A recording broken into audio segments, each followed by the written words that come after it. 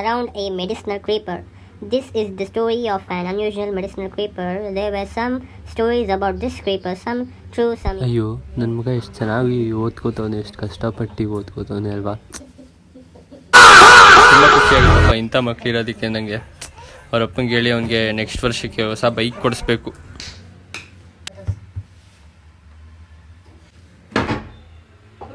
ಓದ್ತಿದ್ದೀನಿ ಕಣ, ಮಾಡಿ ಡಿಸ್ಟರ್ಬ್ ಮಾಡಿ. Okay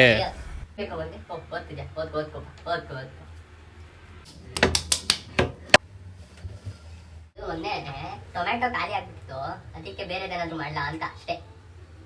coffee seed bed has to be protected. Disturb ಮಾಡ್ಬಿಡ್ತಾ, ಸಾರಿ. ಓದು ಆಯ್ತು ಓದು.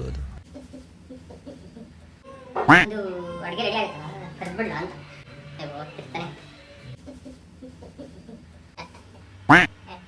ಬಿಡ್ತೀನಿ ಅವತ್ತು, ಊಟ ಮಾಡ್ಕೊಂಡು ಹೋದ್ರೆ ಇನ್ನು ಚೆನ್ನಾಗಿ ಓದ್ತಾನೆ.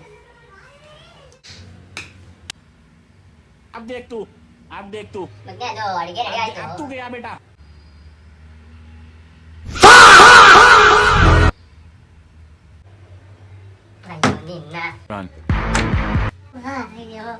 ಒಂದು ಸ್ವಲ್ಪ ಏನೋ ಸರ್ಚ್ ಕ್ವಶನ್ ಏನೋ ಹುಡುಕ್ಬೇಕಾಗಿತ್ತು, ಅದಕ್ಕೆ ಸರ್ಚ್ ಮಾಡಕ್ಕೆ ಫೋನ್ ಇಟ್ಕೊಂಡಿದ್ದೆ ಅಷ್ಟೇ. ಏನೋ ಮಗ ಓದ್ತಾನೆ ಅಂತ ನಾವೆಲ್ಲ ಬಂದಿರು ಅನ್ಕೊಂಡಿದ್ರೆ ನೀವುಗಳು ಇದನ್ನೆಲ್ಲ ಮಾಡ್ಕೊಂಡು ಕೂತಿರ್ತೀರಾ? ಯಾತೋ ನೀನ್